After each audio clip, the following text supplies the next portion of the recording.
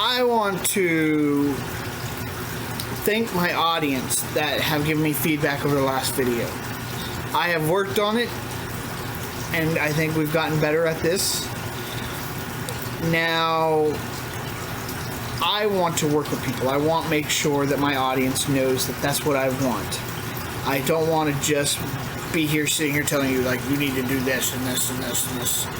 No, I want to work with people. Whereas a lot of academics want to go, no, you need to do exactly what I tell you to do. And it's like, no, but the other people need to also listen to other people.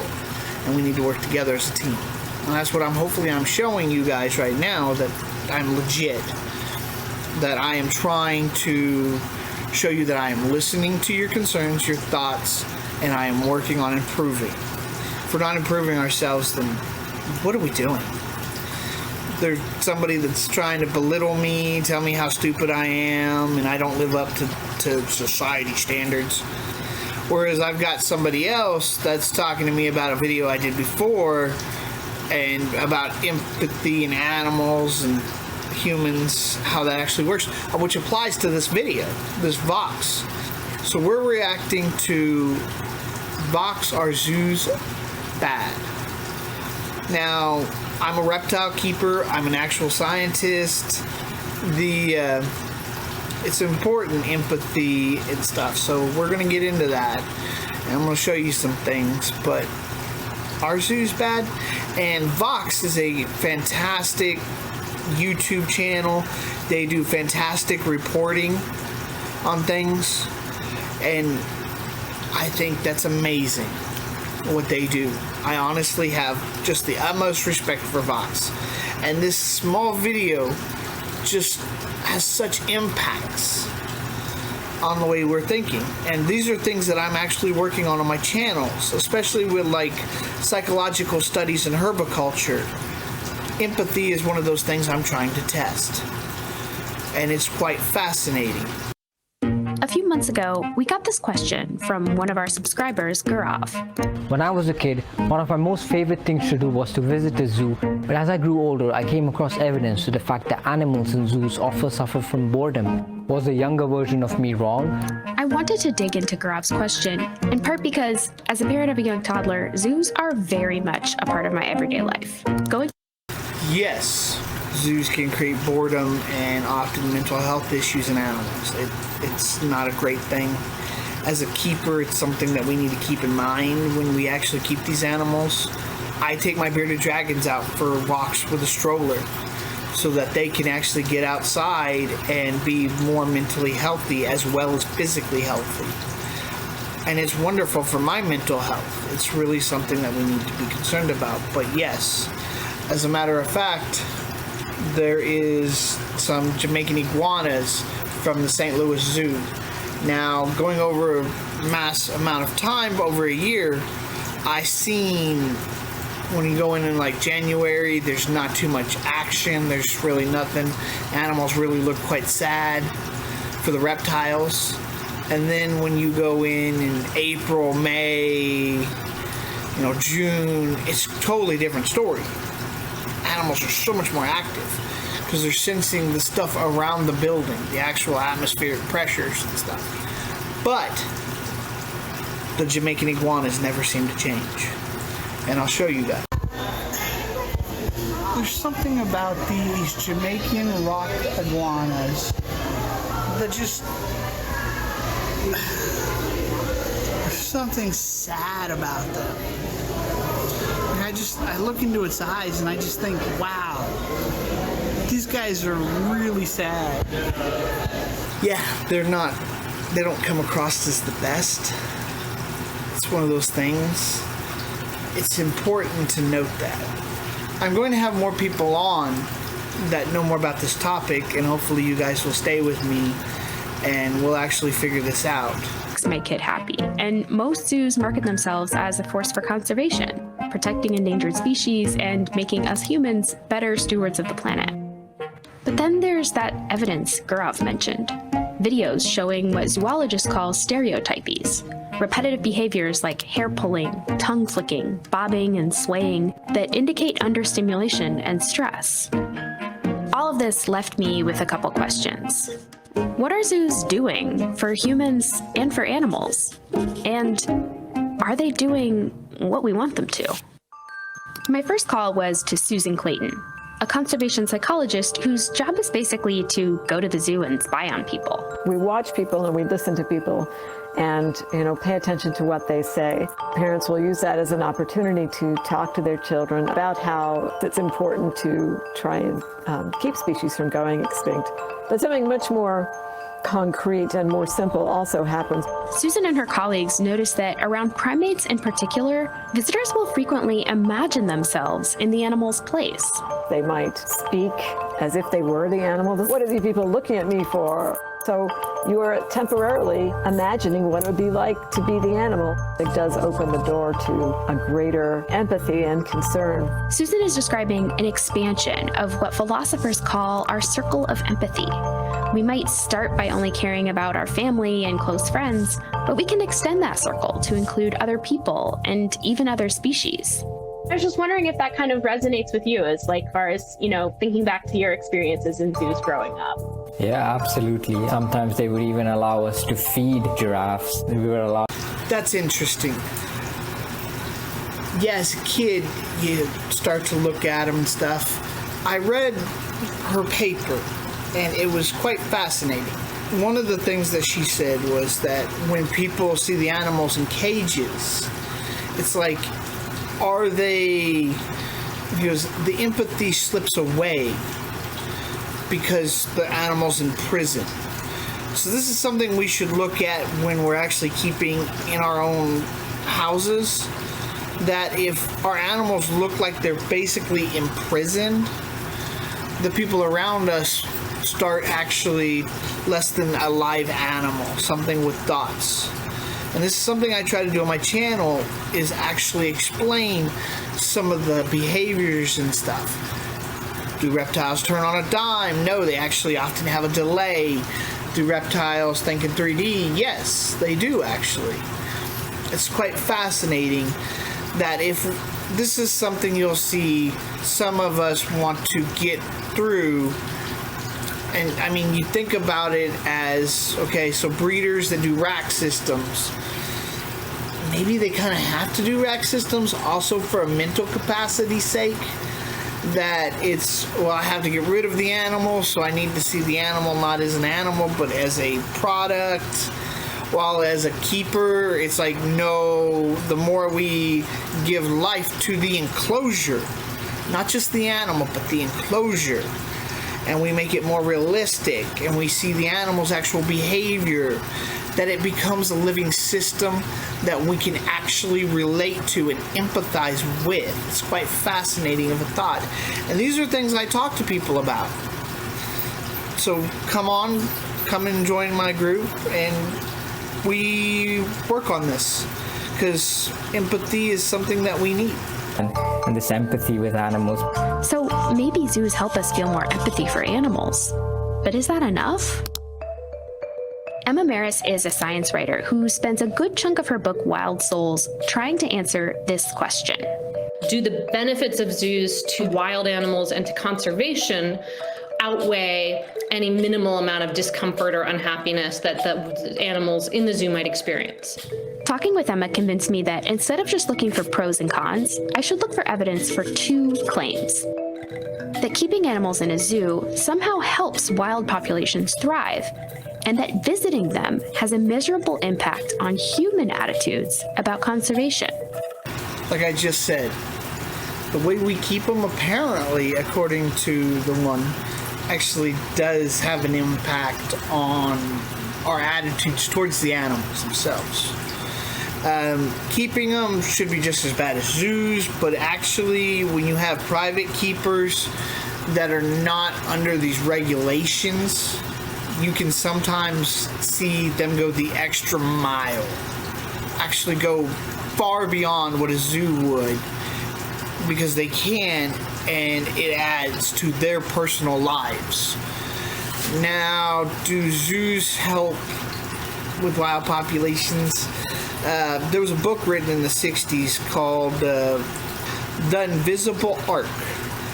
And one thing that they don't usually go over is releasing them back into the wild.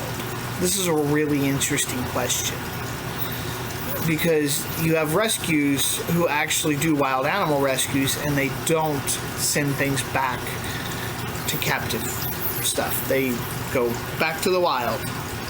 That's the whole goal. So they want to limit that amount of human interaction.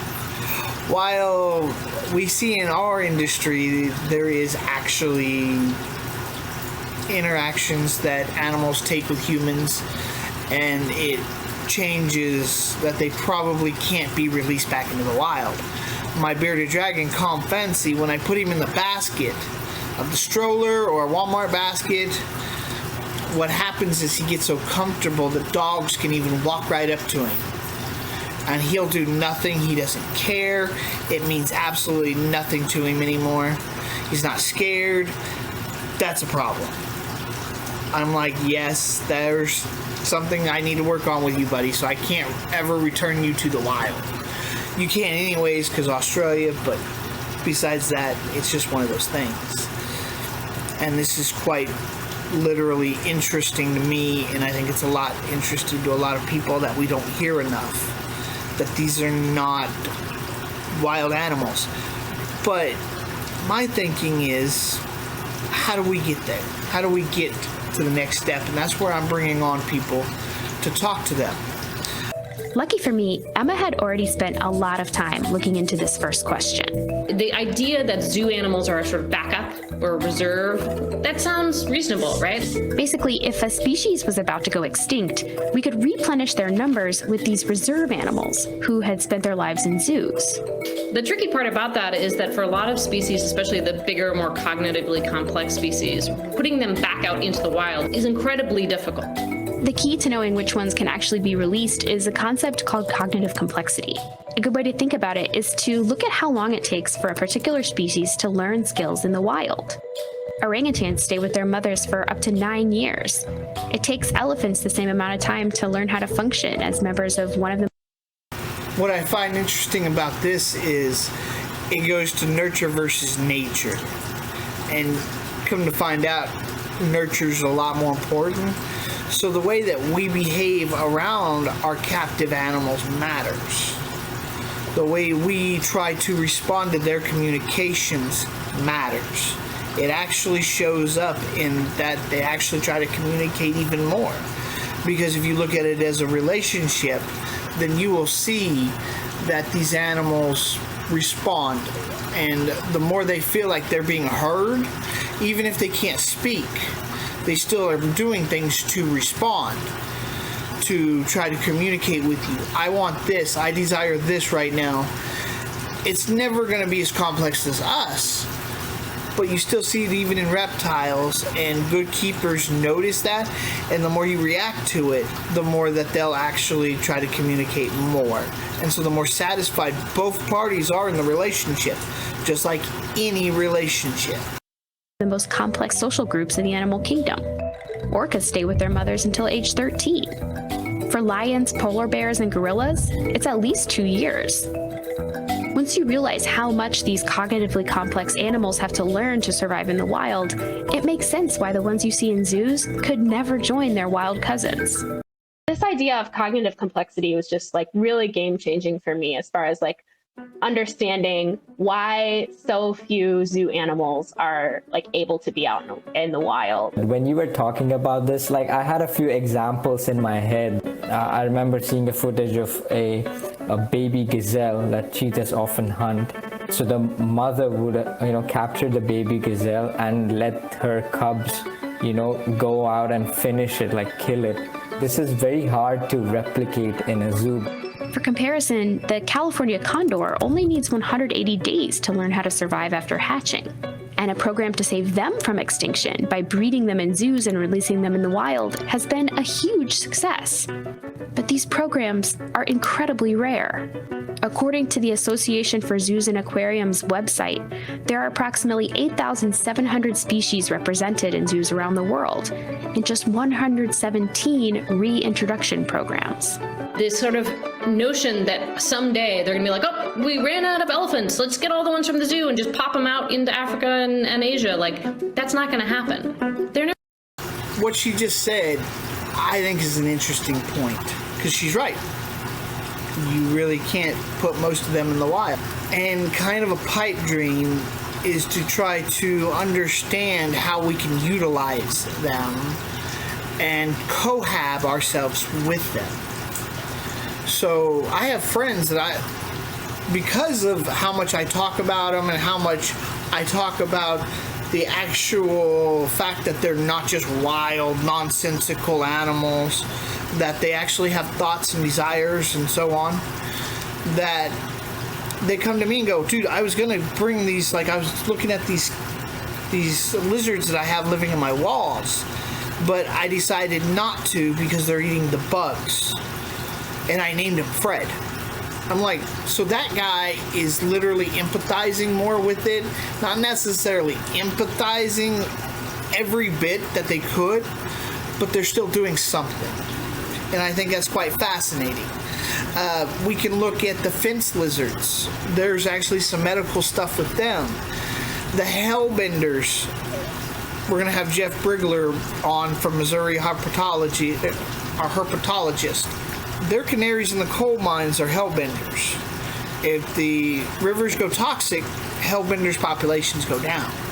So keeping them, breeding them in captivity to make sure we have enough to stock the lakes, our local rivers and such, is important because we can keep them to check for toxicity. Canary in the coal mine. The fence lizard actually has medical purposes in its blood. We can look at something like the horseshoe crab. We use their blood for anything that gets injected into you has been tested with their blood system in some way that actually makes sure there's no bacteria growing in that injection. So you're only getting the injection and not bacteria. These are things that we should be doing for living for cohabiting. So we don't know all the stuff left for reptiles that could possibly work with us. How we could cohab ourselves with them. Basically, they're the next cat or dog, but it's a point.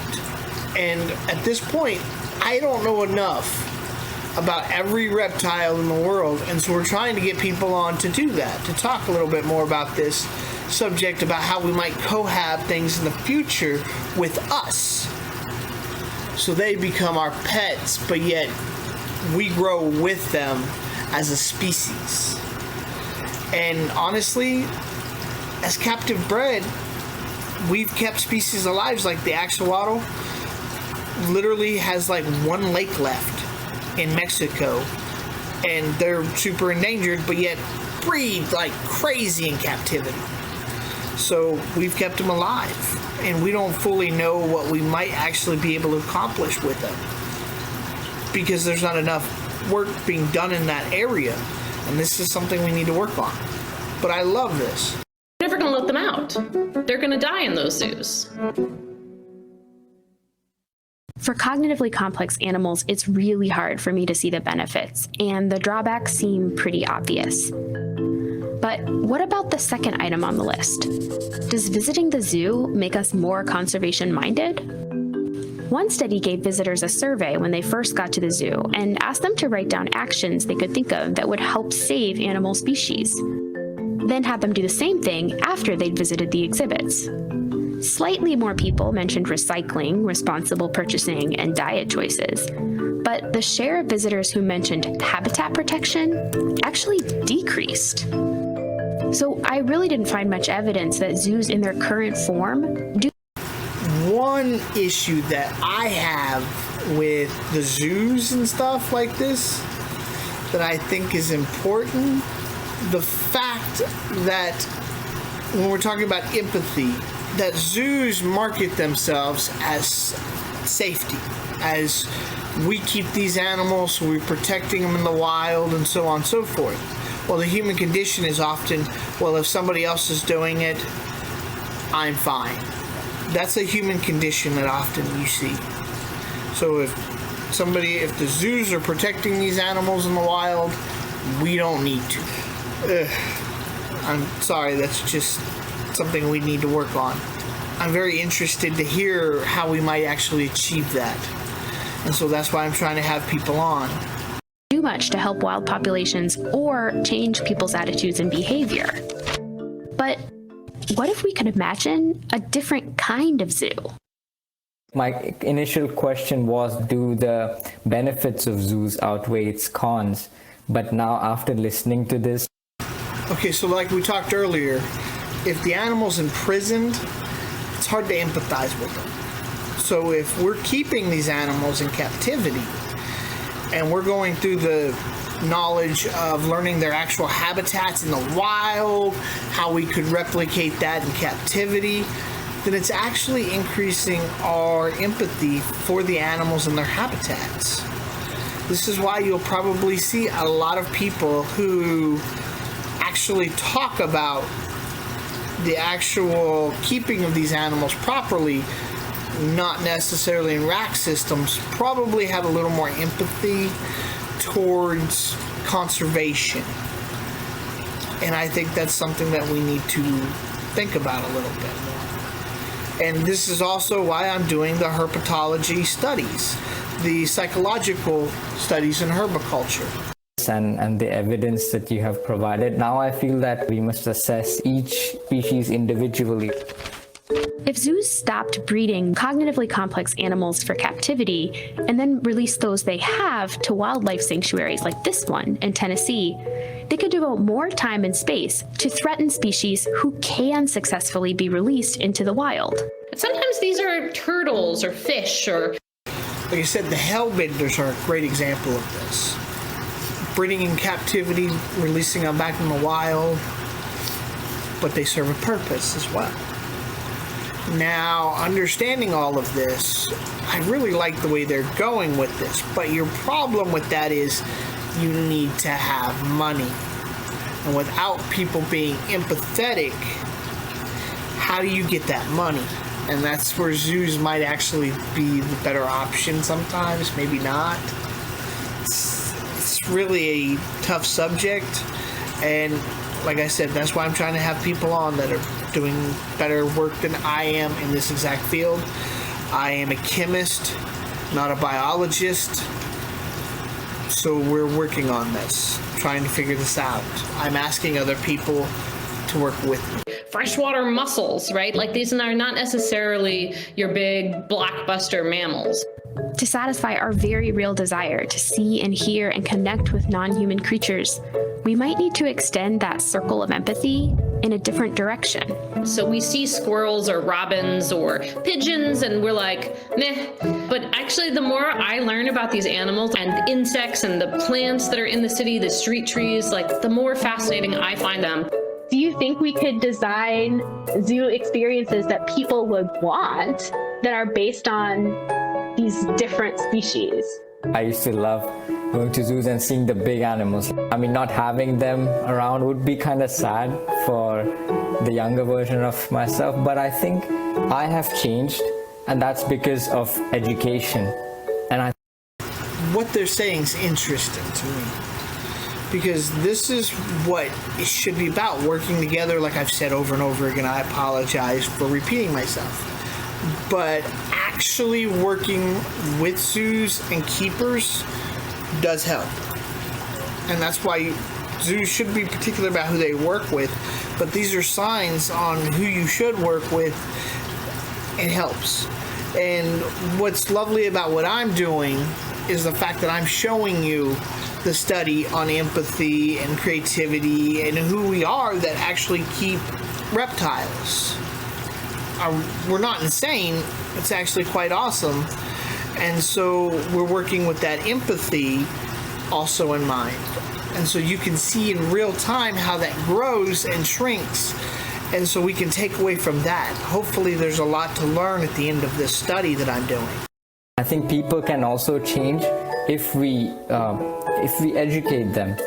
Thank you, Vox, for actually producing this video. This is wonderful. Like, this has so much information in it. And I hope the audience sticks with me. I hope you guys like and share this. Thank you. And you guys have a great day, and I love you all. Thank you.